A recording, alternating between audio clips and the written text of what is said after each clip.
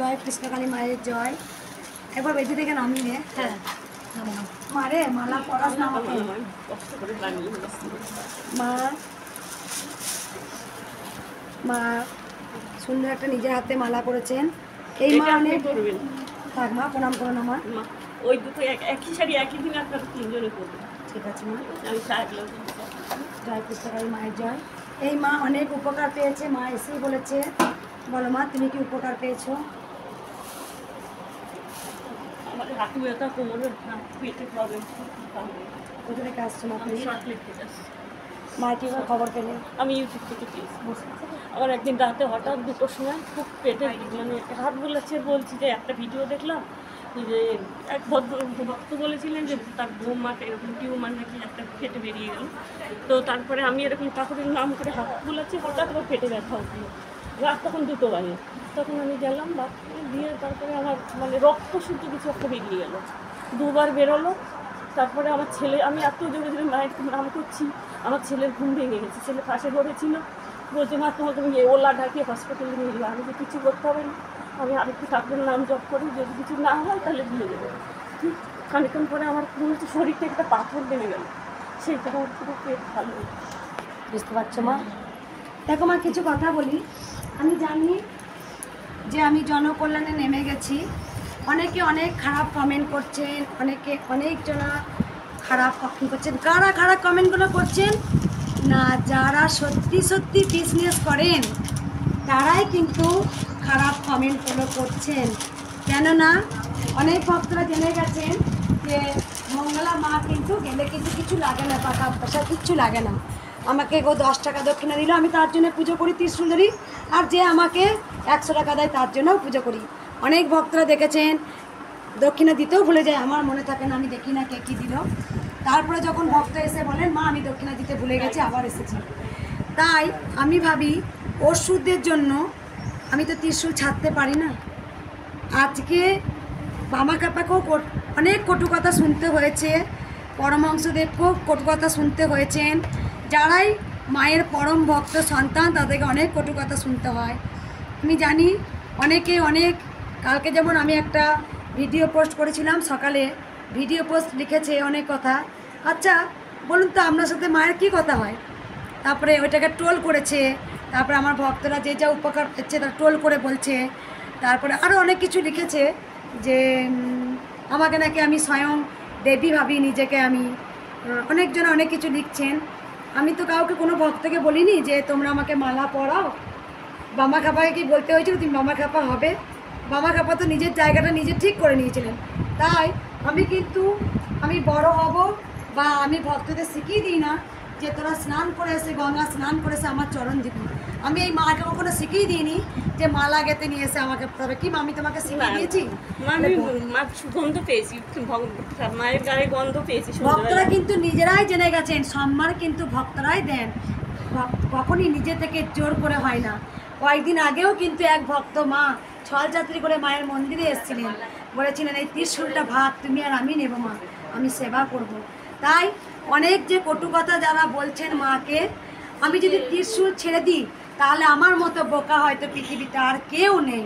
কারণ আমার স্বপ্ন আছে মাকে একটা বড় মন্দির করে দেখাবো। সব সময় একটা চর মারা হলেই সেই চর মারা হয় না, কাজ কর্ম দিয়ে বুঝিয়ে দেখানো যায় যে করতে পেরেছিলাম একদিন মঙ্গলা মা। আমি সেই কুসন্তানের জন্য আমি যদি ত্রিশূল এক সময় মনে হয় যে দূর, যে যেমন যাচ্ছে যাকে, যে যেমন করছে করুক। কেউ মাদুরি দিয়ে 1000 টাকা নিচ্ছে, কেউ একটা বাড়ি বাঁধিয়ে দেবো 40,000 টাকা নিচ্ছে, সেখানে মঙ্গলা মায়ের কাছে কিচ্ছু লাগে না। ভক্তরা জেনে গেছেন যে মায়ের কাছে এলে পারে ঠিক উপকার হবে। ত্রিশূলটা একবার ছোঁয়ার জন্য আসেন। আমি আমার জন্ম হয়েছে কৃষ্ণকালী মায়ের নাম ছড়ানোর জন্য। কে কী দিলেন তাতে আমার কিচ্ছু যায় আসে না। আমি তো বারবার বলি যে আমার ভক্তদের আমি সেবায় নিযুক্ত করেছি। আমি তো এখনও বলে যাচ্ছি আমার এই বাড়িটা জীবনে কোনো দিন ভাঙা হবে না। আমার অনেক ভক্তরা বলেছেন হ্যাঁ আমি ভালো উচ্চারণ করতে পারি না। অবশ্যই আমি তো মূর্খ, শুধু আমি একটা জিনিস খুব ভালো জানি, আমি মাকে ভালোবাসি, কৃষ্ণকালী মাকে ভীষণ ভালোবাসি। তাই আমি তাদের কথা শুনে যদি, তাদের কটু কথা শুনে যদি ভেঙে পড়ে যায় তাহলে আমি কিন্তু পড়ে যাব। দুর্যোধন আর যুধিষ্ঠির যে সত্যবাদী, তাকেও কিন্তু সে কিন্তু সোনার সিংহাসনে বসার কথা ছিল, সেই সোনার সিংহাসন কিন্তু ত্যাগ করে তাকে কিন্তু 14টা বছর তাকে কঠোর পরিশ্রম করতে হয়েছে। তাই আমি জানি যারা যারা কটু কথা বলছেন তাদের কটু কথা বলুক, তার জন্য আমি ত্রিশূল ছাড়বো না, অবশ্যই আমি ছাড়বো না যতক্ষণ না আমার লক্ষ্য পূরণ হচ্ছে। আমার স্বপ্ন আছে বর্ধমানে কৃষ্ণকালী মা যেমন নাম নিয়েছিলেন, আমার নাম হবে কৃষ্ণকালী। আর এই ত্রিশূল তোড়াতে দান করলাম কলিযুগের মানুষের মঙ্গলের জন্যে। তাই তো হচ্ছে এই মা তো এত বোকা নয়, যেখানে যে রক্ত জমেছিল মায়ের নাম করেছে চলে গেছে।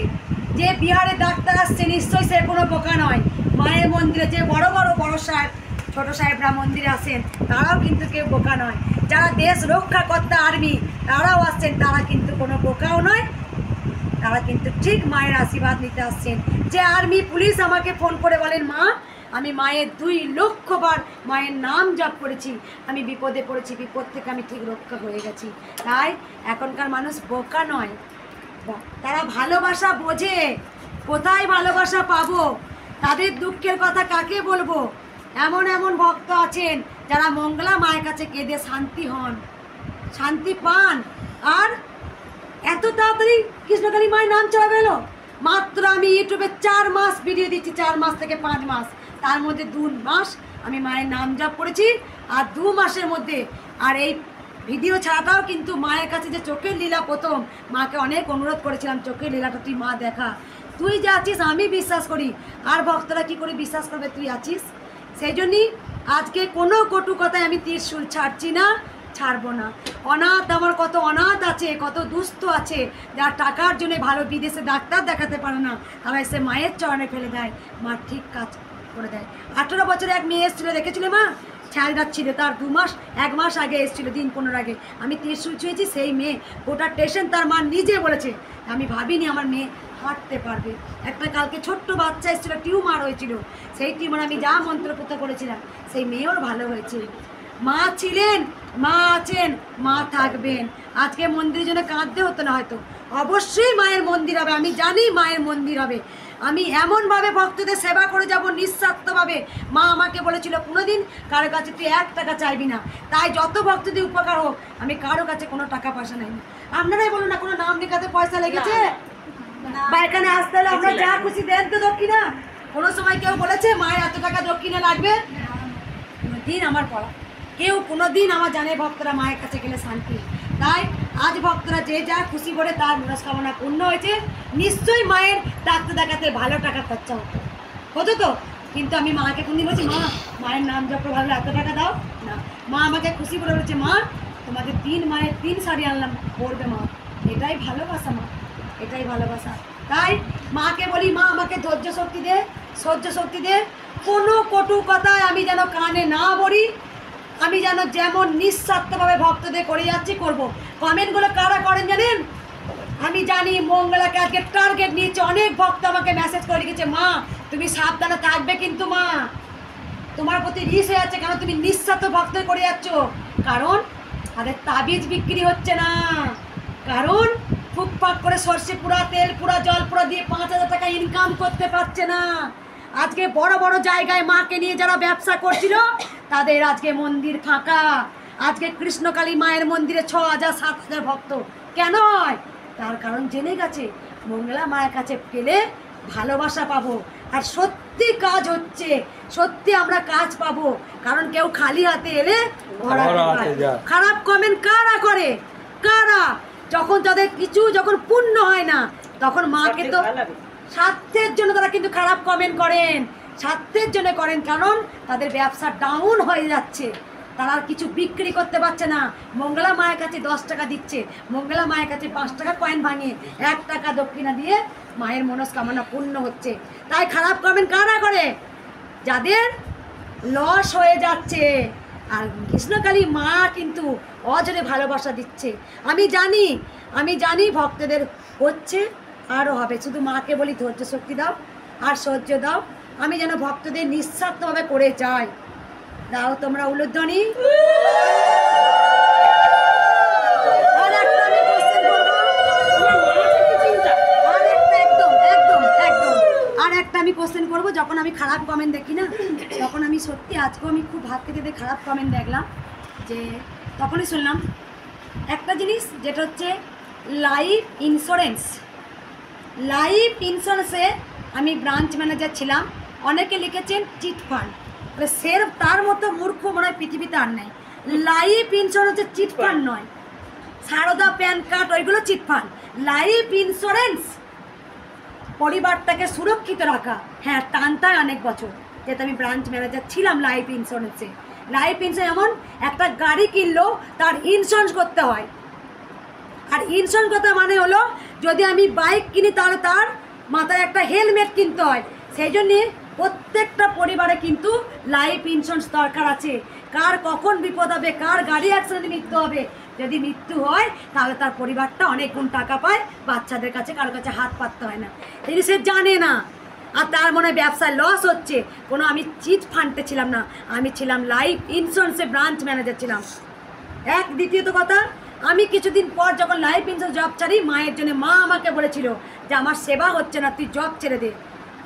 আজকে যখন জব ছাড়ি, তখন একটা কম্পিউটারে জব পাই। আমি দেখছি অল্প সময় যাই করি, সেখানেও কম্পিউটার জবটা যা কোনো কারণে আমার মাকে বলি, মা বলে এই জবটাও তোকে করতে হবে, তোকে আমি গুপ্তধন, যেটা মায়ের কাছে এমন তোকে জিনিস পাবি যেটা তোকে লাখো লাখো কোটি কোটি মানুষ তোকে চিনবে। একটা চাকরি করলে কটা মানুষকে চেনে বলুন? হ্যাঁ, এমন একটা জিনিস দিয়েছে যেটা আজকে মঙ্গলার মা কিন্তু সবার কিন্তু হৃদয়ের মনি হয়ে গেছে। আজকে সবাই এক ফোঁটা দেখার জন্য কিন্তু আকুল হয়।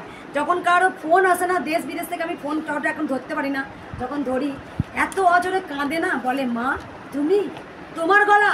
আজকে ভিডিও দেখার জন্যে অনেক ভক্তরা আমাকে মেসেজ করে, মা ভিডিও দিলে না, হয়তো মেসেজ রিপ্লাই দিতে পারি না, আবার ভিডিও করি। আমি জানি কারা এই মেসেজগুলো করবে। অনেক ভক্ত বলেছে মা তুমি একটু সাবধানে থাকবে, মা থাকবে।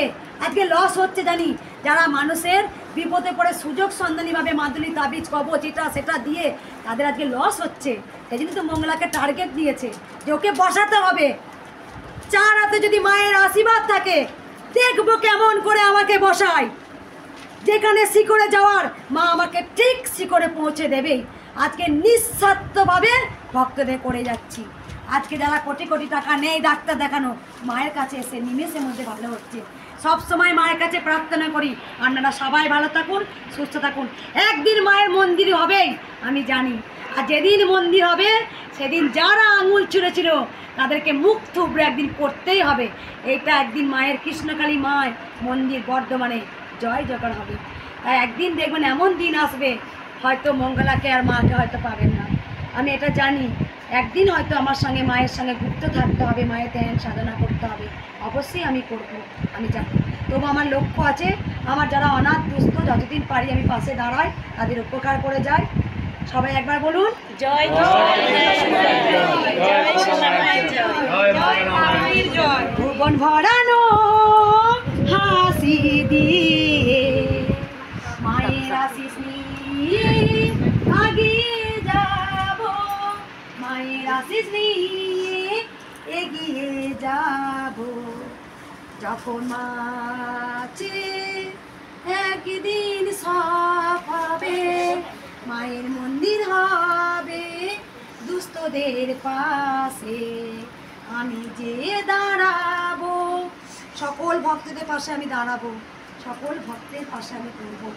সবাই ভালো থাকুন, সুস্থ থাকুন। জয় কৃষ্ণকালী মায়ের জয়।